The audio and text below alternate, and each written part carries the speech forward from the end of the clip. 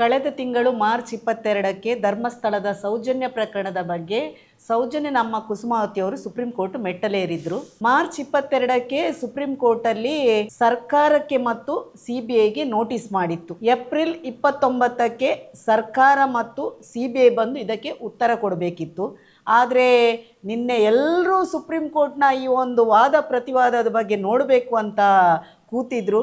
ಅಲ್ಲಿ CBI ಅವರು ಮಧ್ಯಾಹ್ನ ತನಕನೂ ಬರಲಿಲ್ಲ, ಸರ್ಕಾರದಿಂದ ಯಾವುದೇ ವಕೀಲರು ಬರಲಿಲ್ಲ. ಆದರೆ ಮಧ್ಯಾಹ್ನದ ನಂತರ ಸುಪ್ರೀಂ ಕೋರ್ಟು ಪುನಃ ವಾದ ವಿವಾದಕ್ಕೆ ಅವಕಾಶ ಕೊಟ್ಟಾಗ ನಮ್ಮ ಕರ್ನಾಟಕ ಸರ್ಕಾರದಿಂದ ಒಬ್ಬರು ವಕೀಲರು ಹೋಗಿದ್ದರು. ಅಲ್ಲಿ ಯಾವುದೇ ವಾದವನ್ನು ಮಂಡನೆ ಮಾಡದೆ ಕೇವಲ ಅವರೊಂದು ಅಕ್ಯೂಟಲ್ ಕಮಿಟಿ ಬಗ್ಗೆ ಮಾತಾಡ್ತಾ ಇದ್ರು. ಯಾಕೆಂದರೆ ನಾವು ಸರ್ಕಾರದ ವತಿಯಿಂದ ಅಕ್ಯೂಟಲ್ ಕಮಿಟಿ ರಚನೆ ಮಾಡಿದ್ದೇವೆ ಅಂತ. ಕಳೆದ ತಿಂಗಳು ಕುಸುಮಕ್ಕನ ಜೊತೆಗೆ ನಾನು ಹೋಗಿದೆ, ಮಹಿಳಾ ಆಯೋಗದ ಅಧ್ಯಕ್ಷರಿಗೆ ಒಂದು ಮನವಿ ಮಾಡಿದೆ. ಸರ್ಕಾರ ಯಾವುದಕ್ಕೂ ಇದನ್ನು ವಿರೋಧ ಮಾಡಬಾರ್ದು, ಈ ಒಂದು ಮರು ತನಿಖೆಗೆ ಆದೇಶ ಮಾಡಬೇಕು, ನಮ್ಮ ಕಡೆಯಿಂದ ಯಾವುದೇ ಅಬ್ಜೆಕ್ಷನ್ ಇಲ್ಲ ಅಂತ ಹೇಳಬೇಕು. ಇವರಿಗೆ ಇದರಿಂದ ಏನು ತೊಂದರೆ ಆಗ್ತಾ ಇರಲಿಲ್ಲ. ಮರು ತನಿಖೆ ಮಾಡಿದರೆ ಹೇಗೆ ಇವರು SIT ಪ್ರಕರಣವನ್ನು ಕೊಟ್ಟಾಗ ಆಯ್ತಪ್ಪ ಕ್ಲೀನ್ ಚಿಟ್ ಬರಲಿ ಅಂತ ಗೃಹ ಮಂತ್ರಿಗಳು SIT ರಚನೆ ಮಾಡಿದರು. ಕೇವಲ ಹೋಗಿ ತನ್ನ ವಕೀಲರನ್ನು ಕಳಿಸಿ ಅಕ್ಯೂಟಲ್ ಕಮಿಟಿ ರಚನೆ ಮಾಡಿದ್ದೇವೆ ಅಂತ. ಇವರು ಅಕ್ಯೂಟಲ್ ಕಮಿಟಿ ಮಾಡಿದಾರಂತ ಹೇಳ್ತಾರೆ. ಅಕ್ಯೂಟಲ್ ಕಮಿಟಿ ಯಾವ ರೀತಿ ಮಾಡಿದಾರಂತ ನಾನು ನಿಮಗೆ ಹೇಳಲೇಬೇಕು. ಇವರು ಅಕ್ಯೂಟಲ್ ಕಮಿಟಿ ಒಂದು ರಚನೆ ಮಾಡಿದ್ದಾರೆ 30/12/2024ರಲ್ಲಿ. 24ರಲ್ಲಿ ಮಾಡುವಾಗ ಅಕ್ಯೂಟಲ್ ಕಮಿಟಿ ಯಾವ ರೀತಿ ರಚನೆ ಮಾಡಬೇಕಂದ್ರೆ, ಈ ಅಕ್ಯೂಟಲ್ ಕಮಿಟಿಯಲ್ಲಿ ಒಂದು ಸೀನಿಯರ್ ಪೊಲೀಸ್ ಆಫೀಸರ್ ಇರಬೇಕು, ಸೀನಿಯರ್ ಪಬ್ಲಿಕ್ ಪ್ರಾಸಿಕ್ಯೂಟರ್ ಇರಬೇಕು, ರಿಟೈರ್ಡ್ ಜುಡಿಷಿಯಲ್ ಆಫೀಸರ್ ಇರಬೇಕು, ಫಾರೆನ್ಸಿಕ್ ಸೈನ್ಸ್ ಎಕ್ಸ್ಪರ್ಟ್ನವರು ಇರಬೇಕು, representative of state woman council ಮಹಿಳೆಯರು ಯಾರಾದರೂ ಇರಬೇಕು, ಅಥವಾ ವಿಜಿಲೆನ್ಸ್ ಆಫೀಸರ್ ಇರಬೇಕು, ವಿಕ್ಟಿಮ್ನ ಪರ ಸಪೋರ್ಟರ್ಸ್ ಇರಬೇಕು. ಇಂಥದ್ದೆಲ್ಲ ಒಂದು ಷರತ್ತುಗಳು ಇರ್ತದೆ ಇದು ಅಕ್ಯೂಟಲ್ ಕಮಿಟಿ ರಚನೆ ಮಾಡಲಿಕ್ಕೆ. ಇಲ್ಲಿ ಅಕ್ಯೂಟಲ್ ಕಮಿಟಿ ರಚನೆ ಮಾಡಿದ್ರಲ್ಲಿ ಇದ್ದದ್ದು ಕೇವಲ 4 ಜನ. ಇವರನ್ನು ಯಾರು ನೇಮಕ ಮಾಡಿದ್ರು ಗೊತ್ತಿಲ್ಲ. ಇಲ್ಲಿ Harishekaran IPS ADGP crime and technical services ಇವರು ಇದರ ಚೇರ್ಮನ್, ಅಕ್ಯೂಟಲ್ ಕಮಿಟಿಯ ಚೇರ್ಮನ್. BN ಜಗದೀಶನ್ ಈಗಿನ SIT ಸರ್ಕಾರಿ ಪರ ವಕೀಲರು, ಅವರು additional state public prosecutor high court. ಇವರೇ 2ಕ್ಕೆ ಸಹ SITಗೆ ಸಹ ಇವರೇ, ಇಲ್ಲಿನ ಅಕ್ಯೂಟಲ್ ಕಮಿಟಿಗೆ ಸಹ ಇವರೇ BN ಜಗದೀಶನ್. 3ನೇ ಅವರು T ಕುಮಾರ್ DOSP, ಇವರು ಅಸಿಸ್ಟೆಂಟ್ ಡೈರೆಕ್ಟರ್ ಆಫ್ H&S ಅಂದರೆ head section of KPA Mysuru Karnataka police academy, ಇದರ ಒಂದು ಹೆಡ್ ಸೆಕ್ಷನ್ನ ಒಬ್ಬರು ಮೆಂಬರು. 4ನೇ ಅವರು ಇಲ್ಲಿ ಮಹಿಳೆಯರನ್ನು ಹಾಕಬೇಕು ಹೇಳಿ ಹಾಕಿದ ಗೊತ್ತಿಲ್ಲ, ಒಬ್ಬರು ಅಂಜಲಿ ದೇವಿ ಅಂತ. ಇವರು director of prosecution and government litigation Bangalore, ಇದರ ಮೆಂಬರ್. ಈ 4 ಜನ ಅಕ್ಯೂಟಲ್ ಕಮಿಟಿಯಲ್ಲಿ ಇದ್ದವರು. ಇದರಲ್ಲಿ ಒಂದು ಮಹಿಳೆಯರನ್ನು ಕೊಟ್ಟವರನ್ನು ನಾನೇನೋ ಪ್ರಬುದ್ಧತೆ ಮಹಿಳೆಯರು ಅಂತ ಎಣಿಸಿದೆ. ಇವರಿಗೆ ಆಲ್ರೆಡಿ 2022ರಲ್ಲಿ ಇವರು ಫಸ್ಟ್ ಡಿವಿಷನ್ ಅಸಿಸ್ಟೆಂಟ್ ರೆವೆನ್ಯೂ ಡಿಪಾರ್ಟ್ಮೆಂಟಲ್ಲಿ ಇದ್ದರು. ಇವರ ಮೇಲೆ ಕೋಲಾರದಲ್ಲಿ ಇರುವಾಗ ಒಂದು ಲಂಚ ಪ್ರಕರಣದಲ್ಲಿ ಕೇಸ್ ಇತ್ತು, ಕಂಟೆಂಪ್ಟ್ ಆಫ್ ಕೋರ್ಟ್ ಇತ್ತು ಹೈಕೋರ್ಟಲ್ಲಿ. ಈ ಒಂದು ಮಹಿಳೆ ಲಂಚ ತಗೊಳ್ಳುವ ಮಹಿಳೆಯನ್ನು ತಂದು ಇಲ್ಲಿ ಅಕ್ಯೂಟಲ್ ಕಮಿಟಿ ರಚನೆ ಮಾಡಿ ಆ ತಪ್ಪಿತಸ್ಥ ಅಧಿಕಾರಿಗಳನ್ನು ಇವರು ತನಿಖೆ ಮಾಡಬೇಕಂತೆ. ಮೊದಲೇ ಇವರು ತಪ್ಪಿತಸ್ಥ ಅಧಿಕಾರಿಗಳು ಈ ಪ್ರಕರಣದಲ್ಲಿ ಲೋಕಾಯುಕ್ತಕ್ಕೆ ಒಬ್ಬರು ಕಂಪ್ಲೇಂಟ್ ಕೊಟ್ಟು ಈ ಒಂದು ದೇವಿಯ ಮೇಲೆ ಕಂಪ್ಲೇಂಟ್ ಇರುವಾಗ ಈ ಒಂದು ಮಹಾತಾಯಿಯನ್ನು ತಂದು ಇಲ್ಲಿ ಅಕ್ಯೂಟಲ್ ಕಮಿಟಿಗೆ ಜೋಡಣೆ ಮಾಡಿಕೊಂಡು ಇವರು 4 ಜನ ಅಕ್ಯೂಟಲ್ ಕಮಿಟಿ ಮಾಡಲಿಕ್ಕೆ ಅಂತೆ. ಇವರು ಅಕ್ಯೂಟಲ್ ಕಮಿಟಿ ಮಾಡಿದ್ದು ಕೇವಲ 4 ಜನ ಸರ್ಕಾರದ ಹಣದಿಂದ ಕೊಟ್ಟ ಆ ಒಂದು ಚಾವನ್ನು ಕುಡಿಕೊಂಡು ಆ ಬಿಸ್ಕಿಟನ್ನು ತಿಂದ್ಕೊಂಡು ಇವರಲ್ಲಿ ಏನು ಹೇಳಿದ್ದಾರೆ, ಇದು CBIಗೆ ಸಂಬಂಧಪಟ್ಟದ್ದು, CBI ಚಾರ್ಜ್ ಶೀಟ್ ಮಾಡಿದ್ದಾರೆ, ಹಾಗಾಗಿ CBIಯ ಆರ್ಡ್ರ್ ಇರಬೇಕು ನಮಗೆ, ಈ ತಪ್ಪಿತಸ್ಥ ಅಧಿಕಾರಿಗಳು ಯಾರು ಅಂತ ಹೇಳಿದರೆ ನಾವು ತನಿಖೆಯನ್ನು ಮಾಡಬಹುದಿತ್ತು ಅಂತ ಯಾರಿಗೆ, ನಮ್ಮ ವಕೀಲರಿಗೆ ಇವರಿಗೆ RTIಯಲ್ಲಿ ಕೇಳುವಾಗ ಕೊಟ್ಟಿದ್ದರು. ಆದರೆ ಅಕ್ಯೂಟಲ್ ಕಮಿಟಿ ಮಾಡಿದ ಬಗ್ಗೆ ಆಗಲಿ, ಏನಾಗ್ತಾ ಉಂಟು, ಏನು ತನಿಖೆ ಮಾಡಿದ್ದಾರೆ, ಇವರು ಯಾರನ್ನೆಲ್ಲ ಕರೆಸಿದ್ದಾರೆ, ಅಥವಾ ಸೌಜನ್ಯನ ಅಮ್ಮನಿಗೂ ಒಂದು ನೋಟಿಸ್ ಮಾಡಿದ ಇವರು ಅಕ್ಯೂಟಲ್ ಕಮಿಟಿ ರಚನೆ ಮಾಡಿದ್ದು, ಇದರ ಬಗ್ಗೆ ನಮ್ಮ ವಕೀಲರು ಕೇಳುವಾಗ ಇವರು 2025 ಜನವರಿಯಲ್ಲಿ ಒಂದೊಂದು ಕೊಟ್ಟಿದ್ದಾರೆ. ಇದು ಚಾರ್ಜ್ ಶೀಟ್ ಮಾಡಿ CBIಗೆ ಹೋದ ಕಾರಣ CBI ಅವರು ನಮಗೆ ರೆಕಮೆಂಡ್ ಮಾಡಿದರೆ ನಾವು ತನಿಖೆ ಮಾಡ್ತೇವೆ, CBI ಅವರು ರೆಕಮೆಂಡ್ ಮಾಡಲಿಕ್ಕೆ ನೀವು CBI ಅವರ ಗಮನಕ್ಕೆ ತಂದಿದ್ದೀರಾ? ನಾವು ಎಕ್ವಿಟಲ್ ಕಮಿಟಿ ರಚನೆ ಮಾಡ್ತಾ ಇದ್ದೇವೆ, ಆ ಅಧಿಕಾರಿಗಳು ಯಾರು ಅಂತ ನೀವು ಕೇಳಿದ್ದೀರಾ? ಯಾವುದೇ ಒಂದು ಪತ್ರವನ್ನು ಬರೆಯದೆ ನೀವು ನಿಮ್ಮಷ್ಟಕ್ಕೆ ಈ ಆಫೀಸರ್ನವರು CBI ಆಫೀಸರ್ನವ್ರು ನಮಗೆ ಕೊಟ್ಟರೆ ನಾವು ಮಾಡ್ತೇನೆ ಅಂತ ಹೇಳುವ ಬದಲು ನಿಮ್ಮಂಥವರನ್ನು ಎಕ್ವಿಟಲ್ ಕಮಿಟಿ ಮಾಡಲಿಕ್ಕೆ ರಚನೆ ಮಾಡಲಿಕ್ಕೆ ಕಳಿಸಿದಾರಲ್ಲ. ನಮಗೆ ಈ ಗೃಹ ಇಲಾಖೆ ಉಂಟಾ, ಗೃಹ ಇಲಾಖೆ ಸತ್ತಿದ ನನಗೆ ಅರ್ಥ ಆಗ್ತಾ ಇಲ್ಲ. ನಮಗೆ ಈ ಪರಮೇಶ್ವರ್ ಇವರು ಮೊದಲೇ 2023ರಲ್ಲೇ ಸೌಜನ್ಯನ ಪ್ರಕರಣದ ತೀರ್ಪು ಬರುವಾಗಲೇ ಇವರು ಹೇಳಿದ್ದು ಇದು ಮುಗಿದ ಅಧ್ಯಾಯ ಅಂತ. ಇವರು ಮುಗಿದ ಅಧ್ಯಾಯ ಹೇಳುವವರು ಹೈಕೋರ್ಟಲ್ಲಿ ಮುಗಿಲಿಲ್ಲ, ಈಗ ಸುಪ್ರೀಂ ಕೋರ್ಟಲ್ಲಿ ನಿಮ್ಮ ಗೃಹ ಇಲಾಖೆಯ ಬಗ್ಗೆ, ನಿಮ್ಮ ಸರ್ಕಾರದ ಬಗ್ಗೆ ಇವತ್ತು ಚೀಮಾರಿ ಆಗ್ತಾ ಇದ್ದಾರೆ. ನಿನ್ನೆ 29 ತಾರೀಕಿಗೆ ಸುಪ್ರೀಂ ಕೋರ್ಟಿನ ವಾದಗಳೊಮ್ಮೆ ನೋಡಬೇಕಿತ್ತು.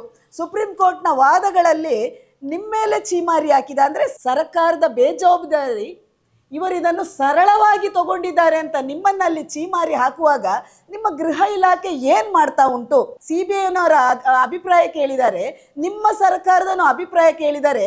ನಿಮ್ಮ ಎಕ್ವಿಟಲ್ ಕಮಿಟಿ ಅದನ್ನು ಇಟ್ಕೊಂಡು ಹೋಗುವ ಮೊದಲು ನಿಮಗೆ ಮಾನ ಮರ್ಯಾದೆ ಅಂತ ಇರ್ತಿದ್ರೆ ಗೃಹ ಇಲಾಖೆಗೆ ಇವತ್ತು ಕೊಡಿ, ಮರು ತನಿಖೆ ಆಗಲಿ, ಇದಕ್ಕೆ ಒಂದು ತೆರೆ ಬೀಳಲಿ ಅಂತ. ನಾವಿಲ್ಲಿ ಮರು ತನಿಖೆ ಆಗಲಿಕ್ಕೆ ಒಂದು ವೇಳೆ ಸಂತೋಷ್ ರಾವ್ ಅಂತ ನೀವು ಬಡಬಡಿಸುವವರು ಸಂತೋಷ್ ರಾವ್ ಆಗ್ತಿದ್ರು ನಾವು ಒಪ್ಪಿಕೊಳ್ತೇವೆ, ಮರು ತನಿಖೆಗೆ ಕೊಡಿ. ಇಲ್ಲಿ 2 ವಾರ ನಿಮಗೆ ಕೊಟ್ಟಿದ್ದಾರೆ, ಅಲ್ಲಿ ಸಾಕ್ಷಿಗಳಿಗೆ ಪ್ರೊಟೆಕ್ಷನ್ ಕೊಟ್ಟಿದ್ದಾರೆ, ನಿಮಗೆ ಚೀಮಾರಿ ಹಾಕಿದ್ದಾರೆ. ಇಷ್ಟು ಚೀತು ಅಂತ ನಿಮ್ಮ ಸರ್ಕಾರವನ್ನು ಹೇಳುವಾಗ ಆಡಳಿತ ಮತ್ತು ವಿಪಕ್ಷಗಳು ಇಬ್ಬರನ್ನು ನಾನು ಹೇಳುದು, ಸದನದಲ್ಲಿ ಕೂತು ಬೊಬ್ಬೆ ಹೊಡಿತೀರಿ, ಯಾವುದಕ್ಕೋ ಚರ್ಚೆ ಮಾಡ್ತೀರಿ. SIT ತನಿಖೆ ಆಗಬೇಕಂತ ಸರ್ಕಾರ ಹೇಳುವಾಗ ಈ ವಿಪಕ್ಷಗಳು ಕೂತು ಆಗಬಾರ್ದು ಅಂತ ಹೇಳಿದವರು ಈಗ ನಿಮ್ಮ ಸರ್ಕಾರಕ್ಕೆ ಗೃಹ ಇಲಾಖೆಗೆ ಒತ್ತಡ ಹಾಕಿ ಮರು ತನಿಖೆಗೆ ಕುಸುಮಾವತಿ ಅವರು ತನ್ನ ಮಗಳಿಗೋಸ್ಕರ ಸುಪ್ರೀಂ ಕೋರ್ಟ್ ಮೆಟ್ಟಲು ಹತ್ತಿದ್ದಾರೆ. ಇವತ್ತು ಸುಪ್ರೀಂ ಕೋರ್ಟ್ ಅದನ್ನು ಪರಿಗಣನೆಗೆ ತಗೊಂಡು 2 ವಾರದಲ್ಲಿ ನೀವು ವರದಿಯನ್ನು ಕೊಡಬೇಕು ಅಂತ ಹೇಳ್ತಾ ಇದ್ದಾರೆ. ಈಗ ನಿಮ್ಮ ಬಾಯಿಗೆ ಬೀಗ ಹಾಕಿದಲ್ಲ ಎಲ್ಲರದು, ಒಮ್ಮೆ ಓಪನ್ ಮಾಡಿ. ಅಲ್ಲಿ ಸುಪ್ರೀಂ ಕೋರ್ಟಲ್ಲಿ ಕೇಳ್ತಾ ಇದ್ದಾರೆ ವರದಿಯನ್ನು ಕೊಡಿ, ಒಮ್ಮೆ ಅದು ಮರು ತನಿಖೆ ಆಗಲಿ ಅಂತ ನೀವೀಗ ಮಾತಾಡಿ. ಅಲ್ಲಿ ಗೃಹ ಇಲಾಖೆಗೆ ಸಂಬಂಧಪಟ್ಟದು ಎಲ್ಲಿವರೆಗೆ ಅಂದರೆ, ಒಂದು ಪೊಲೀಸ್ ಕಾನ್ಸ್ಟೇಬಲಿಂದ ಹಿಡಿದು, ಒಂದು PSI ಇಂದ ಹಿಡಿದು, SI ಇಂದ ಹಿಡಿದು, ACP ಇಂದ ಹಿಡಿದು, DCP ಇಂದ ಹಿಡಿದು ಕಮಿಷನರ್ ವರೆಗೆ ನಿಮಗೆ ಬರ್ತದೆ. ಗ್ರಾಮಾಂತರದಲ್ಲಿ ಒಬ್ಬ PC ಇಂದ ಹಿಡಿದು, ಒಬ್ಬ PSI ಇಂದ ಹಿಡಿದು, ಒಬ್ಬ ಇನ್ಸ್ಪೆಕ್ಟರ್ ಇಂದ ಹಿಡಿದು, ಅಲ್ಲಿ ಸಹ ಒಂದು DYSP ಇಂದ SP ವರೆಗೆ ಎಲ್ಲ ನಿಮ್ಮ ಅಧೀನತೆಯಲ್ಲಿ ಬರುವಾಗ ನಿಮ್ಮ ಗೃಹ ಇಲಾಖೆ ಏನಕ್ಕೆ ಅಂತ ಹೇಳುದು? ಎಲ್ಲ ಪೊಲೀಸ್ ಅಧಿಕಾರಿಗಳನ್ನು ಎಲ್ಲರನ್ನು ಒಳಗೊಂಡ ಒಂದು ಈ ಗೃಹ ಇಲಾಖೆ ನಮ್ಮ ಪರಮೇಶ್ವರ ಅಧೀನತೆಯಲ್ಲಿ ಬರುವಾಗ ಇವತ್ತು ನಾವು ಪ್ರಶ್ನೆ ಕೇಳಬೇಕು, ಇದು ಗೃಹ ಇಲಾಖೆ ಒಂದು ಗುಜಿರಿ ಅಂಗಡಿಯಾ? ಯಾರು ಇಲ್ಲಿ ಕೇಳುವವರಿಲ್ವಾ? ನಿಮಗೆ ಯಾವುದು ನಾಲೆಜ್ ಇಲ್ವಾ?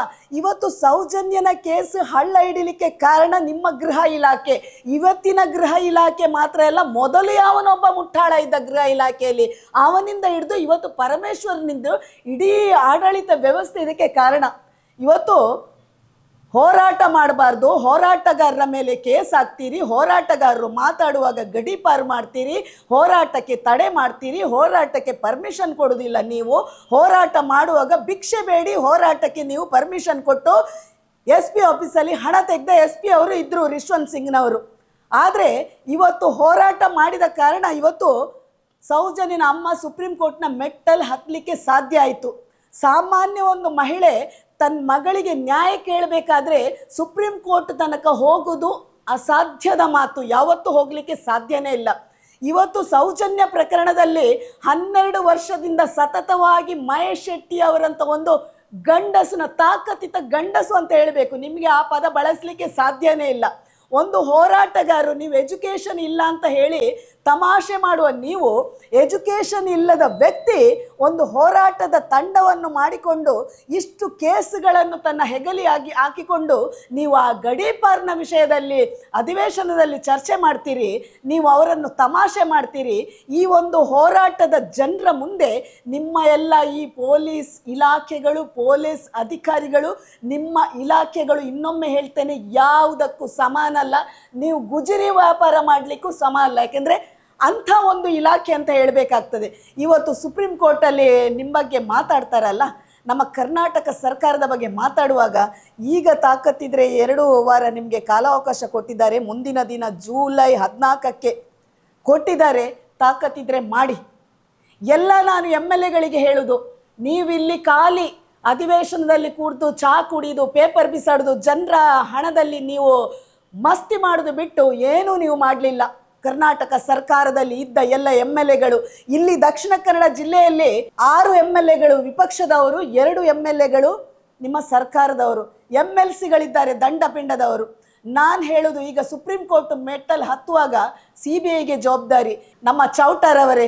ಈಗ ಒತ್ತಡ ಹಾಕಿ CBIಗೆ, ನಿಮ್ಮ ಪ್ರೈಮ್ ಮಿನಿಸ್ಟ್ರಿಗೆ ಒತ್ತಡ ಹಾಕಿ, ಅಲ್ಲಿ ಗೃಹ ಮಂತ್ರಿ ನಿಮ್ಮ ಅಮಿತ್ ಶಾನಿಗೆ ಒತ್ತಡ ಹಾಕಿ ಇವತ್ತು CBI ಅವರು ಅಲ್ಲಿ ಹೋಗಿ ರಿಪೋರ್ಟ್ ಕೊಡಬೇಕು, ಇದಕ್ಕೆ ಮರು ತನಿಖೆಗೆ ಆದೇಶ ಮಾಡಬೇಕಂತ ಈಗ ಒತ್ತಡ ಮಾಡಿ.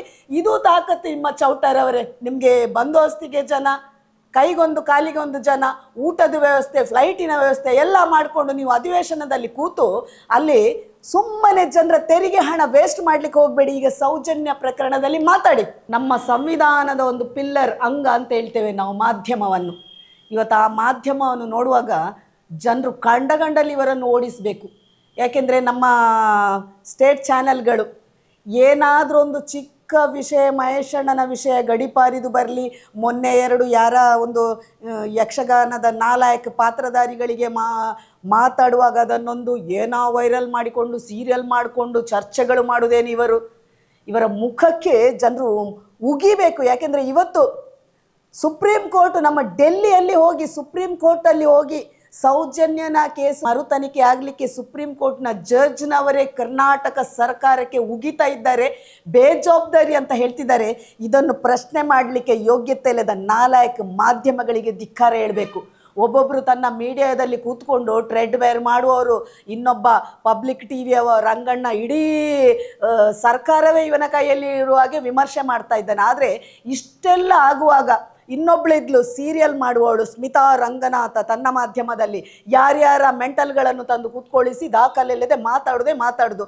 ಈಗ ನಾನು ಹೇಳ್ತಾ ಇದ್ದೇನೆ, ಸ್ಮಿತಾ ರಂಗನಾಥ್, ಇನ್ನೊಬ್ಬ ರಂಗಣ್ಣ, ಇನ್ನೊಬ್ಬ ಸುವರ್ಣ ಟಿವಿಯವ, 3 ಜನರಿಗೂ ನೀವು ಪ್ರತಿ ಸಲ ಸೌಜನ್ಯ ಪ್ರಕರಣಕ್ಕೆ ವಿರೋಧವಾಗಿ ಯಾರನ್ನ ತಂದು ಚರ್ಚೆ ಮಾಡ್ತಿದ್ರಿ. ಈಗ ತಾಕತ್ತಿದ್ರೆ ನಿಮ್ಮಲ್ಲಿ ನೀವು ಹೇಳ್ತಿದ್ದೀರಲ್ಲ, ಸಂತೋಷ್ ರಾವೆ ಮಾಡಿದ್ದ ಯಾವನು ರುದ್ರಮುನಿಯ, ಇನ್ನೊಬ್ಬ ಇದು ಪೋಸ್ಟ್ಮಾರ್ಟಮ್ ರಿಪೋರ್ಟ್ ಮಾಡಿದ ಮಹಾಬಲೇಶ್ವರ, ಇವರ ಹತ್ರ ದಾಖಲೆ ತಗೊಂಡು ಸುಪ್ರೀಂ ಕೋರ್ಟಿಗೆ ಕೊಡಲಿಕ್ಕೆ ಹೇಳಿ.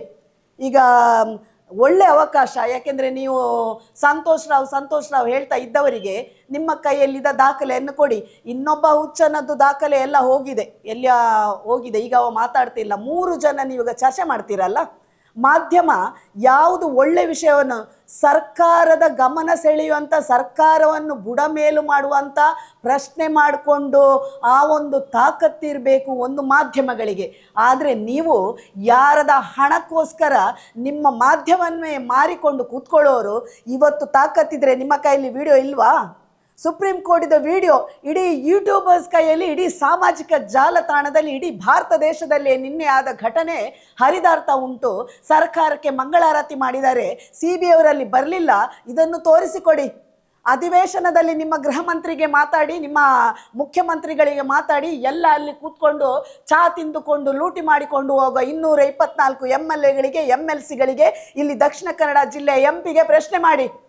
ಅಲ್ಲಿ CBI ದಾಖಲೆ ಕೊಡಬೇಕು. ಇಲ್ಲಿ ಕರ್ನಾಟಕ ಸರ್ಕಾರ ಗೃಹ ಮಂತ್ರಿ ಹೋಗಿ ಮರು ತನಿಖೆಗೆ ಆದೇಶ ಮಾಡಬೇಕು. ಖಾಲಿ ಎಕ್ವಿಟಲ್ ಕಮಿಟಿ ಬಗ್ಗೆ ಮಾತಾಡುವುದಲ್ಲ, ಇದನ್ನು ಕೊಡಿ ಅಂತ ನಿಮ್ಮ ಮಾಧ್ಯಮಗಳು ಮಾತಾಡಲಿ. ನಾಲಾಯಕ ಅಯೋಗ್ಯರು ಯಾವುದೋ ಒಂದು ಯೂಟ್ಯೂಬಲ್ಲಿ ಬಂದ ಕಥೆಯನ್ನು ಇಟ್ಕೊಂಡು ಇಡೀ ದಿವಸ ನೀವು ಸೀರಿಯಲ್ ಮಾಡ್ಕೊಂಡು ಹೋಗ್ತಾ ಇದ್ದೀರಿ. ಈಗ ನಿಮಗೆ ಕಣ್ಣು ಕಾಣುವುದಿಲ್ಲ. ನಮ್ಮ ಪರ ನಿಲ್ಬೇಡಿ ನೀವು. ಸೌಜನ್ಯನ ಪ್ರಕರಣಕ್ಕೆ ನಿಮ್ಮಿಂದ ಯಾವುದೇ ಅವಕಾಶ ಇಲ್ಲ ನಮಗೆ. ನಾವು ನಿಮ್ಮ ಹತ್ರ ಏನು ಎಕ್ಸ್ಪೆಕ್ಟು ಮಾಡೋದಿಲ್ಲ, ನಿಮ್ಮಿಂದ ಏನೂ ನಮಗೆ ಅವಶ್ಯಕತೆ ಇಲ್ಲ. ಆದರೆ ಸೌಜನ್ಯ ವಿಷಯ ಬರುವಾಗ ಯಾವುದ್ಯಾವುದೋ ಮುಠಾಳರನ್ನು ತಂದು ಅತ್ಯಾಚಾರ ಆಗಲಿಲ್ಲ ಅಂತ ತಿರುಚಿ ಮಾತಾಡ್ತಿದ್ದೀರಲ್ಲ. ಈಗ ತಾಕತ್ತಿದ್ರೆ ಸೌಜನ್ಯ ಪರ ಬೇಡ, ನಿಮ್ಮ ಸಂತೋಷ್ ಪರ ಇದ್ದ ದಾಖಲೆಯನ್ನು ಕೊಂಡೋಗಿ ಸರ್ಕಾರಕ್ಕೆ ಪ್ರಶ್ನೆ ಕೇಳಿ. ಇದು ನಿಮ್ಮ ಮಾಧ್ಯಮ. ಇಲ್ಲದಿದ್ದರೆ ನೀವು ಸಹ ಮಾಧ್ಯಮಗಳಲ್ಲ. ಹೇಗೆ ನಾನು ಗೃಹ ಇಲಾಖೆಗೆ ಗುಜರಿ ಅಂಗಡಿ ಅಂತ ಹೇಳ್ತಿದ್ದೇನಾ, ಅದೇ ಥರ ನೀವು ಸಹ ನಾಲಾಯಕಗಳು, ವೇಸ್ಟ್ ಬಾಡಿಗಳು ಖಾಲಿ ಯಾರ ಕೊಟ್ಟ ಎಂಜಲು ಹಣಕ್ಕೋಸ್ಕರ ಒಂದು ಹೆಣ್ಣಿನ ಕೊಲೆಯನ್ನೇ ನೀವು ಅತ್ಯಾಚಾರ ಆಗಲಿಲ್ಲ ಅಂತ ಬಿಂಬಿಸಲಿಕ್ಕೆ ಹೊರಟ ಮಾಧ್ಯಮಗಳಿಗೆ ಜನರು ಇನ್ನು ಬಂದು ಉಗಿತಾರೆ, ನಿಮ್ಮ ಮಾಧ್ಯಮವನ್ನೇ ಬಂದು ಮಾಡ್ತಾರೆ. ನಾನು ಕೊನೆಯದಾಗಿ ನಮ್ಮ ದಕ್ಷಿಣ ಕನ್ನಡ ಜಿಲ್ಲೆಯ MP ಮೇಲೆ ಗೌರವ ಇಟ್ಟಿದ್ದೇನೆ. ಇದುವರೆಗೆ ಸೌಜನ್ಯ ವಿಷಯದಲ್ಲಿ ನಿಮ್ಮ ಹತ್ರ ಯಾವುದೇ ಮನವಿಯನ್ನು ಇಟ್ಕೊಂಡು ನಾವು ಬರಲಿಲ್ಲ. ಯಾಕೆಂದರೆ ಕರ್ನಾಟಕ ಸರ್ಕಾರಕ್ಕೆ ಸಂಬಂಧಪಟ್ಟದ್ದು, ಕರ್ನಾಟಕ ಸರ್ಕಾರ ಏನಾದರೂ ಮಾಡ್ಬೋದು ಅಂತ ಭಾವಿಸಿದ್ದೆವು. ಆದರೆ ಇವರಿಂದ ಏನೂ ಆಗಲಿಲ್ಲ. ಹಾಗಾಗಿ ಇವತ್ತು MP ಆಗಿ ನಿಮ್ಮ ಜವಾಬ್ದಾರಿ ಜಾಸ್ತಿ ಉಂಟಿದ್ದು. ಸುಪ್ರೀಂ ಕೋರ್ಟಿಗೆ ಹೋದ ಕಾರಣ CBI ಸಹ ಇದು ಒಪ್ಪಿದೆ. ತಪ್ಪಿತಸ್ಥ ಅಧಿಕಾರಿಗಳನ್ನು ತನಿಖೆ ಮಾಡಬೇಕಿತ್ತು. ಕೆಲವು ಲೋಪದೋಷ ಆರೋಪಣಾ ಪಟ್ಟಿಯನ್ನು CBI ಆಲ್ರೆಡಿ ಕೊಟ್ಟಿದೆ. ಹಾಗಾಗಿ ಆ ಲೋಪದೋಷ ಆರೋಪಣಾ ಪಟ್ಟಿ ಬೇಕಿದ್ರೆ ನೀವು ಕೇಳಿದರೆ ನಾವು MP ಆಗಿ ಗೌರವವಾಗಿ ಆ ಕಾಪಿಯನ್ನು ನಿಮಗೆ ಕೊಡ್ತೇವೆ. CBI ಏನೆಲ್ಲ ಆರೋಪ ಪಟ್ಟಿಯನ್ನು ಕೊಟ್ಟಿದ್ದೇವೆ ಅಂತ ನಾವು ನಿಮಗೆ ಕೊಡ್ತೇವೆ. ನೀವು ಇನ್ನೂ ಸಹ ಕಾಲಾವಕಾಶ ಇದೆ, 2 ವಾರದ ಒಳಗೆ CBI ಉತ್ತರ ಕೊಡಬೇಕು. ನೀವು ಲೋಕಸಭೆಯಲ್ಲಿ ಚೌಟಾರವರೇ ಹೋಗಿ ನೀವಿದನ್ನು ಅವರಿಗೆ ಹೇಳಬೇಕು. CBI ಅವರು ಯಾವ ರೀತಿ ತನಿಖೆ ಮಾಡಿದ್ದಾರೆ, ಯಾವ ರೀತಿ ದೋಷಾರೋಪಣೆ ಪಟ್ಟಿ ಕೊಟ್ಟಿದ್ದಾರೆ. ಹಾಗಾಗಿ ನಾವು ಇದು ಮರು ತನಿಖೆ ಮಾಡಲಿಕ್ಕೆ ಆದೇಶ ಮಾಡಬೇಕು ಅಂತ ನೀವು ಪ್ರೈಮ್ ಮಿನಿಸ್ಟರ್ ಗಮನ ತರಬೇಕು. ಗೃಹ ಮಂತ್ರಿಗಳ ಗಮನಕ್ಕೆ ತರುವುದಾದರೆ ದಕ್ಷಿಣ ಕನ್ನಡ ಜಿಲ್ಲೆಯಲ್ಲಿ ನಿಮಗೆ ಇದು ಗೌರವ ಸಲ್ತದೆ. ಇಲ್ಲದಿದ್ದರೆ ನಾವು ಸಹ ಎಣಿಸಬೇಕು. ಎಲ್ಲರೂ ಒಂದೇ ರೀತಿಯ ಒಂದೇ ನಾಣ್ಯದ ಮುಖಗಳು. ಪ್ರತಿಯೊಬ್ಬರು ಸೌಜನ್ಯ ಪ್ರಕರಣ ಬರುವಾಗ ಮಾತಾಡದೆ ಕೂತ್ಕೊಳ್ಳೋದು ಹೇಳುವಾಗ ಇದರಿಂದ ದೊಡ್ಡ ಷಡ್ಯಂತ್ರ ಉಂಟು, ಯಾವುದಾ ದೊಡ್ಡ ವ್ಯಕ್ತಿಗಳಿದ್ದಾರೆ, ಹಾಗಾಗಿ ಇವರು ಬಾಯಿ ಮುಚ್ಕೊಂಡು ಕೂತಿದ್ದಾರೆ ಅಂತ ಹೇಳುವ ಆ ಒಂದು ದೂರು ನಿಮಗೂ ಬರ್ಬೋದು. ಎಲ್ಲರೂ ಎಣಿಸಿದ್ರು CBI ಅವರು ಕೋರ್ಟಿಗೆ ಹಾಜರಾಗ್ತಾರಂತ. ಆದರೆ ಸುಪ್ರೀಂ ಕೋರ್ಟಿಗೆ CBI ಅವರು ಬರಲಿಲ್ಲ. CBI ಅವರಿಗೆ ಬರಲಿಕ್ಕೆ ಆಗುವುದಿಲ್ಲ. ಯಾಕೆಂದರೆ CBI ಅವರು ಕೊಟ್ಟ ವರದಿಯಲ್ಲಿ ಈಗಾಗಲೇ ದೋಷಾರೋಪಣೆ ಪಟ್ಟಿಯನ್ನು ಕೊಟ್ಟಿದ್ದಾರೆ. ಈ ತನಿಖೆ ಸರಿ ಆಗಲಿಲ್ಲ, ಸಾಕ್ಷ್ಯಗಳು ಸರಿ ಮಾಡಲಿಲ್ಲ ಅಂತ ಅವರೇ ದೋಷಾರೋಪಣೆ ಪಟ್ಟಿಯನ್ನು ಕೊಟ್ಟ ಕಾರಣ ಅವರಿಗೆ ಅಲ್ಲಿ ಬರಲಿಕ್ಕೆ ಆಗುವುದಿಲ್ಲ. ಮುಂದಿನ ದಿನಗಳಲ್ಲಿ ನೋಡಬೇಕು ಇವರು ಯಾವ ರೀತಿ ತನಿಖೆ ಮಾಡಿದರೆ ಆ ರೀತಿ ವರದಿಯನ್ನು ಕೊಟ್ಟಿರೋರು. ಯಾಕೆಂದ್ರೆ ನಾವು ಮೊದಲೇ ಹೇಳಿದಾಗೆ ನಾವೆಲ್ಲ ದಾಖಲೆಗಳನ್ನು ಕೇಳುವಾಗ CBI ಅವರ ದಾಖಲೆ ನಮಗೆ ಸಿಗ್ತಾ ಇಲ್ಲ. ಆ ದಾಖಲೆಯಲ್ಲಿ ಆ ವರದಿಯಲ್ಲಿ ಏನು ಉಂಟು ಅಂತ ಮುಂದಿನ ದಿನಗಳಲ್ಲಿ ಸುಪ್ರೀಂ ಕೋರ್ಟಿಗೆ ಕೊಡುವಾಗ ಗೊತ್ತಾಗ್ತದೆ. ಹಾಗಾಗಿ ಅವರೇ ದೋಷಾರೋಪಣೆಯನ್ನು ಕೊಟ್ಟ ಕಾರಣ, CBI ಅವರೇ ದೋಷಾರೋಪಣೆಯನ್ನು ಕೊಟ್ಟ ಕಾರಣ 100% ಸೌಜನ್ಯನ ವಿಷಯದಲ್ಲಿ ಮರಿ ತನಿಖೆ ಆಗಬೇಕು ಎನ್ನುವ ಆಶೆ CBIಗೂ ಇರ್ಬೋದು. ಹಾಗಾಗಿ ನಾನು ಚೌಟಾರ್ ಅವರ ಹತ್ರ ಕೇಳೋದು, ನಿಮಗೆ ಆಗ್ತದೆ ಗೃಹ ಇಲಾಖೆಗೆ ಕೇಳಿ CBI ಅವರ ರಿಪೋರ್ಟಲ್ಲಿ ಏನು ಉಂಟು ಅಂತ ನೋಡಿಕೊಂಡು ಮರು ತನಿಖೆಗೆ ಆದೇಶ ಮಾಡುವ ಹಾಗೆ ಮಾಡಬೇಕು. ಹಾಗಾಗಿ ಇವತ್ತು ನಾನು ಹೇಳ್ತೇನೆ, CBIಯ ದೋಷಾರೋಪಣೆ ಪಟ್ಟಿ ನೋಡಿ. ನೀವು ಇಲ್ಲಿ 5 ದೋಷಾರೋಪಣೆ ಪಟ್ಟಿಯನ್ನು ಕೊಟ್ಟಿದ್ದಾರೆ CBI ಅವರು. ಡಾಕ್ಟರ್ ಆದಮ್ ಉಸ್ಮಾನ್, ವೈದ್ಯಾಧಿಕಾರಿ, ಸಾರ್ವಜನಿಕ ಆಸ್ಪತ್ರೆ, ಬೆಳ್ತಂಗಡಿ, ದಕ್ಷಿಣ ಕನ್ನಡ ಜಿಲ್ಲೆ ಆದ ಇವರು ಈ ಕೆಳಕಂಡ ಕರ್ತವ್ಯ ಲೋಪ ಎಸಗಿರುತ್ತಾರೆ. ಆರೋಪ 1, ನೀವು ಕುಮಾರಿ ಸೌಜನ್ಯ ಇವರ ಶವ ಪರೀಕ್ಷೆ ಮಾಡುವಾಗ ಪರೀಕ್ಷೆಗೆ ಅಗತ್ಯವಿರುವಷ್ಟು ಪ್ರಮಾಣದ ವೆಜಿನಲ್ ಸ್ವಾಬನ್ನು ತೆಗೆಯದೆ DNA ಪರೀಕ್ಷೆಯು ಅಪೂರ್ಣವಾಗುವಂತೆ ಮಾಡಿ ಕರ್ತವ್ಯ ಲೋಪ ಎಸಗಿರುತ್ತೀರಿ. ಆರೋಪ 2, ನೀವು ಮರಣೋತ್ತರ ಪರೀಕ್ಷೆಯಲ್ಲಿ ಕುಮಾರಿ ಸೌಜನ್ಯರ ಹೊಟ್ಟೆಯಲ್ಲಿ ಜೀರ್ಣವಾಗದ ಹಾಗೂ ಸಣ್ಣ ಕರುಳಿನಲ್ಲಿ ಅರ್ಧಂಬರ್ಧ ಜೀರ್ಣವಾಗಿರುವ ಆಹಾರವಿರುತ್ತದೆ ಎಂದು ತಿಳಿಸಿ ತಪ್ಪು ಮಾಹಿತಿ ನೀಡಿ ಕರ್ತವ್ಯ ಲೋಪ ಎಸಗಿರುತ್ತೀರಿ. ಆರೋಪ 3, ನೀವು ಮರಣೋತ್ತರ ಪರೀಕ್ಷೆ ವೇಳೆಯಲ್ಲಿ ವಿಸೆರಾ ಸಂಗ್ರಹಣೆಯನ್ನು ಅಂದರೆ ಹೊಟ್ಟೆ ಹಾಗೂ ಅದರಲ್ಲಿರುವ ಪದಾರ್ಥ ಲಿವರ್, ಕಿಡ್ನಿ ಇತ್ಯಾದಿ ಇವುಗಳನ್ನು ಸಮರ್ಪಕವಾಗಿ ಮಾಡದೆ ಕರ್ತವ್ಯ ಲೋಪ ಎಸಗಿರುತ್ತೀರಿ. ಆರೋಪ 4, ನೀವು ಕುಮಾರಿ ಸೌಜನ್ಯರ ಬಲಹಸ್ತದ ಹಿಂಬದಿಯಲ್ಲಿ ವೃತ್ತಾಕಾರದ ಕಣ್ಣಿಗೆ ಕಾಣಿಸುವ ಗಾಯದ ಗುರುತಿದ್ದರೂ ಸಹ ಮರಣೋತ್ತರ ಪರೀಕ್ಷೆಯಲ್ಲಿ ಅದನ್ನು ನಮೂದಿಸದೆ ಕರ್ತವ್ಯ ಲೋಪ ಎಸಗಿರುತ್ತೀರಿ. ಆರೋಪ 5, ನೀವು ಕುಮಾರಿ ಸೌಜನ್ಯರ ಕುತ್ತಿಗೆ ಬಿಗಿದ ಗುರುತಿರುವ ಜಾಗದ ಚರ್ಮದ ತುಣುಕುಗಳನ್ನು ಹಿಸ್ಟೋಪೆಥಾಲಜಿ ಪರೀಕ್ಷೆಗೆ ಕಳುಹಿಸದೆ ಕರ್ತವ್ಯ ಲೋಪ ಎಸಗಿರುತ್ತೀರಿ. ಇದು ಕರ್ನಾಟಕ ನಾಗರಿ ಸೇವಾ ನಡತೆ ನಿಯಮ 1966ರ ನಿಯಮ 3(1) ಸಬ್ಸೆಕ್ಷನ್ 1, 2 ಮತ್ತು 3 ಉಲ್ಲಂಘಿಸಿ ಕರ್ನಾಟಕ ನಾಗರಿಕ ಸೇವಾ ವರ್ಗೀಕರಣ, ನಿಯಂತ್ರಣ ಮತ್ತು ಮೇಲ್ಮನವಿ 1957ರ ಮೇರೆಗೆ ಶಿಸ್ತು ಕ್ರಮಕ್ಕೆ ಒಳಪಟ್ಟಿರುತ್ತಾರೆ ಅನ್ನುವ ಈ ಒಂದು ದೋಷಾರೋಪಣೆಯನ್ನು CBI ಅವರೇ ಕೊಟ್ಟಿದ್ದಾರೆ. CBI ಅವರಿಗೆ ಇಲ್ಲಿ ಇರ್ಬೋದು, ಡಾಕ್ಟರ್ ಆದಮ್ ಉಸ್ಮಾನ್ ಈಗ ಇಲ್ಲ. ಯಾಕೆಂದರೆ ಇವರ ಆಕ್ಯುಟಲ್ ಕಮಿಟಿ ರಚನೆ ಆದದ್ದು ಸರಿಯಾಗಿರ್ತಿದ್ರೆ ಡಾಕ್ಟರ್ ಆದಮ್ ಉಸ್ಮಾನ್, ಡಾಕ್ಟರ್ ರಶ್ಮಿಯನ್ನು ಕರ್ನಾಟಕ ಸರ್ಕಾರಕ್ಕೆ ತನಿಖೆ ಮಾಡಿದಾಗ ಆರೋಪಿತರು ಸಿಗ್ತಾ ಇದ್ರು. ಆದರೆ ಡಾಕ್ಟರ್ ಉಸ್ಮಾನ್ ರವರೀಗ ತೀರಿ ಹೋಗಿದ್ದಾರೆ. ಆದರೂ ಡಾಕ್ಟರ್ ರಶ್ಮಿ ಅವರು ಈಗಲೂ ಇದ್ದಾರೆ, ಯೋಗೀಶ ಇದ್ದಾರೆ. ಇಷ್ಟೆಲ್ಲ ಅಧಿಕಾರಿಗಳ ಮೇಲೆ ದೋಷಾರೋಪಣೆ ಇರುವಾಗ ಇಂಥ ಒಂದು ಪಟ್ಟಿಯನ್ನು ಬಿಡುಗಡೆ CBI ಮಾಡುವುದಾದರೆ ಇವರು ಯಾವ ರೀತಿ ಪೋಸ್ಟ್ಮಾರ್ಟಮ್ ಮಾಡಿದ್ದಾರೆ, ಯಾವ ರೀತಿ ತನಿಖೆ ಮಾಡಿದ್ದಾರೆ ಅಧಿಕಾರಿಗಳು, ಇದರ ಹಿಂದಿರುವ ಯಾವ ಷಡ್ಯಂತ್ರ, ಯಾರು ದೊಡ್ಡ ವ್ಯಕ್ತಿಗಳು ಎಂಬುದು ಗೊತ್ತಾಗ್ತದೆ. ಹಾಗಾಗಿ CBI ಅವರು ಕೊಟ್ಟ ವರದಿ ಇಲ್ಲಿ ಮುಖ್ಯವಾಗಿರ್ತದೆ. ನಾನು ಚೌಟರಲ್ಲಿ ಈಗಲೂ ಹೇಳೋದು, ಅವರು ಕೊಟ್ಟ ಒಂದು ವರದಿಯ ಮೂಲಕ ಖಂಡಿತ ಸೌಜನ್ಯಗಳಿಗೆ ನ್ಯಾಯ ತೆಗೆಸಲಿಕ್ಕೆ ಆಗ್ತದೆ ಎನ್ನುವ ವಿಶ್ವಾಸ ನಮಗೆ ಇದೆ. ಇನ್ನೊಂದು ಪ್ರಕರಣ, ನಾನು ಪೊಲೀಸ್ ಇಲಾಖೆಗೆ, ಗೃಹ ಇಲಾಖೆಗೆ, ಎಲ್ಲ MLA MP ಗಳನ್ನು ಸೇರಿಸಿ ನಾನು ಹೇಳ್ತಿದ್ದೇನೆ. ಸೌಜನ್ಯ ಪ್ರಕರಣ 2012ರಲ್ಲಿ ನಡೆದಿದೆ. ನಿಮ್ಮದರಲ್ಲಿ ಏನು ಟೆಕ್ನಾಲಜಿ ಇರಲಿಲ್ಲ ಅಂತ ನಿಮ್ಮ ಮನಸ್ಸಲ್ಲಿ ಇರ್ಬೋದು. ಆದರೆ 2025ರಲ್ಲಿ ಆದ ಘಟನೆ ಈಗ 26 ಆಯಿತು. ಆ ಒಂದು ಬೆಳ್ತಂಗಡಿಯ ಹುಡುಗ ಸುಮಂತಿನ ಪ್ರಕರಣ, ಇದುವರೆಗೆ ನಿಮ್ಮ ಪೊಲೀಸ್ ಇಲಾಖೆಗಳಿಗೆ 4 ತಂಡಗಳನ್ನು ಮಾಡಿ ಇದುವರೆಗೆ ಏನು ಮಾಡಲಿಕ್ಕೆ ಆಗದಾಗ ಇವರು ಯಾತಕ್ಕೆ ಕೂತಿದ್ದಾರೆ? ಇವರ ಪೊಲೀಸ್ ಇಲಾಖೆ ಯಾಕೆ, ಇವರ ಗೃಹ ಇಲಾಖೆ ಯಾಕೆ? ಪಾಪ ಅದು ಬೆಳೆದು ಏನಾಗಲಿಕ್ಕೆ ಹೊರಟಿರೋ ಒಂದು ಹುಡುಗ, ಅವನನ್ನು ನೀವಿವತ್ತು ಪ್ರಶ್ನೆ ಕೇಳುವುದಿಲ್ಲ, ಅವನ ಬಗ್ಗೆ ನೀವು ಯಾವುದು ಕಾಳಜಿ ವಹಿಸ್ತಾ ಇಲ್ಲ. ಪೊಲೀಸ್ ಇಲಾಖೆ ಯಾವುದೇ ವರದಿಯನ್ನು ಕೊಡ್ತಾ ಇಲ್ಲ. ಯಾವ ರೀತಿ ನೀವು ತನಿಖೆ ಮಾಡಿದ್ದೀರಂತ ಒಬ್ಬನೂ ಪ್ರಶ್ನೆ ಮಾಡ್ತಾ ಇಲ್ಲ. MLA ಆಗಲಿ, ಅಲ್ಲಿನ MLA ಇದ್ದಾನೆ ಹರೀಶ್ ಪೂಂಜಾ, ಕೇಳ್ಕೊ ಒಮ್ಮೆ, ಪೊಲೀಸ್ ಇಲಾಖೆಗೆ ಪ್ರಶ್ನೆ ಕೇಳು. ಸೌಜನ್ಯ ಕೇಸಲ್ಲಿ ನೀನು ಬರುವ ಅವಶ್ಯಕತೆ ಇಲ್ಲ. ಆದರೆ ಸುಮಂತಿನ ಕೇಸಲ್ಲಿ ಯಾವ ರೀತಿ ತನಿಖೆ ಆಗ್ತಾ ಉಂಟು, 4 ಪೊಲೀಸ್ಗಳನ್ನು ಹಿಡ್ಕೊಂಡು ಇವರು ಕುಣಿತಾ ಇದ್ದಾರೆ, ಯಾವ ರೀತಿ ತನಿಖೆ ಆಗ್ತಾ ಉಂಟು ಜನರಿಗೆ ನೀನು ತೋರಿಸು. ಪ್ರತಿಯೊಂದನ್ನು ಅಲ್ಲಿ ಪಾಪ ಯೂಟ್ಯೂಬರ್ಗಳು ಹೋಗಿ ಮಾತಾಡುವಾಗ ನಿಮಗೆ ನೋವಾಗ್ತದೆ, ಇವರೇನೋ ದೊಡ್ಡ ಇನ್ವೆಸ್ಟಿಗೇಷನ್ ಮಾಡುವವರಂತ. ತಾಕತ್ತಿದ್ರೆ ನಿಮ್ಮ ಗೃಹ ಇಲಾಖೆ ಒತ್ತಡ ಮಾಡಿಕೊಂಡು ಆ ಸುಮಂತ್ ಕೇಸನ್ನು ಸಹ ಒಮ್ಮೆ ಏನಾಗಿದೆ ಅಂತ ನೀವು ಕೇಳಿ. ಜನರು ನಮಗೆ ಪ್ರಶ್ನೆ ಕೇಳ್ತಾ ಇದ್ದಾರೆ, ಹೋಗಿದ್ದೀರಲ್ಲ ಆ ಮನೆಗೆ, ಏನಾಗಿದೆ ಅಂತ. ಕನಿಷ್ಠ ವರದಿ, ಇವರ ತನಿಖಾ ವರದಿಯನ್ನೇ ಆದರೂ ನೀವು ಹೇಳ್ತೀರಲ್ಲ ಫುಲ್ಲು ತನಿಖೆ ಆಗ್ತಾ ಉಂಟು ಅಂತ.